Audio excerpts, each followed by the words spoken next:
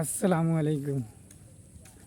আপনারা সবাই কেমন আছেন? আলহামদুলিল্লাহ। গ্রামের পরিবেশ খুব সুন্দর পরিবেশ।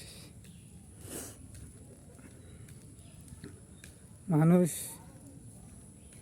বিদেশ করলেই মনে করে কি মানুষ টাকা পয়সা ইনকাম করে। আসলে টাকা যদি সবার ভাগ্যে একরকম থাকতো, দুনিয়ায় অন্যরকম হয়ে যেত। খালি বিদেশ গেলে টাকা আর টাকা হইতো। মনে করেন বিদেশ যারা মনে করেন না আদম ব্যবসা করে, মনে করেন এই আমাদের দেশের লোক আদম ব্যবসা করতে আছে,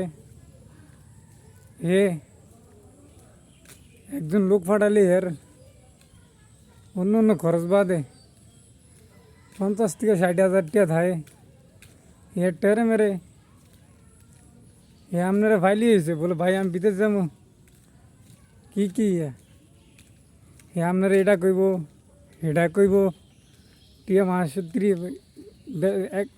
60,000 টাকা কামাইতে পারবি, 8 ঘন্টা ডিউটি করতে পারবি। আরে পাগলের বাচ্চা, তুই যে মিথ্যা কথাটি কইয়া তুই কতটি মানুষেরা ঠকাস। এই মানুষের নিয়ে তুই ফার্ম টাম দিয়ে উমরা করতে পারবো, সৌদি আরব গেলে ওই করতে পারবি, 8 ঘন্টা ডিউটি, প্রতি সপ্তাহে ছুটি পাবি। বেটা দালালের বাচ্চা, দালাল।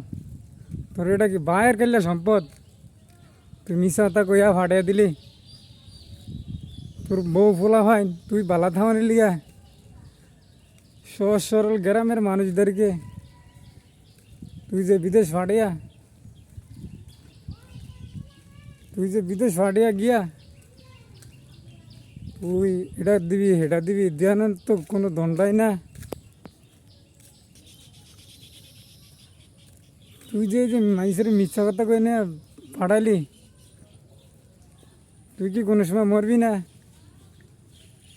তুই যদি মনে করিস তুই মরবি না, রাউনের মতন, নমরুদের মতন, সাজ্জাদের মতন অমর থাকবি, তবে তুই মানুষের ঠকা, সমস্যা নাই। আর যদি অমরে না থাকতে পারস তবে তুই মানুষের ঠকাইস না। চিন্তা ভাবনা করে ঠকাইস।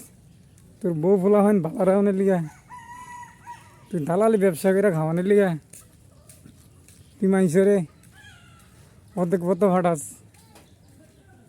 তোর যদি যা মরণের হিসাব না থাকে তো তুই মানুষের ফাটাইস না, হিসাব থাকলে ফাটাইস। বেশি কথা কইতাম চাই না, এরপরে কয়া লস। দালালের বাচ্চা, দালালেরা সহজ সরল গ্রামের মানুষের নিয়ে দেশ বিপদ হলায় হালিয়ার আওয়াজ ফ্যামিলিদেরকে বিদেশ নিয়েও বিপদে হালিয়ার আওয়াজ। তবে তুই ভালো থাকতে চাইলে ঘর ভালো থাকবেন। আল্লাহ হাফেজ।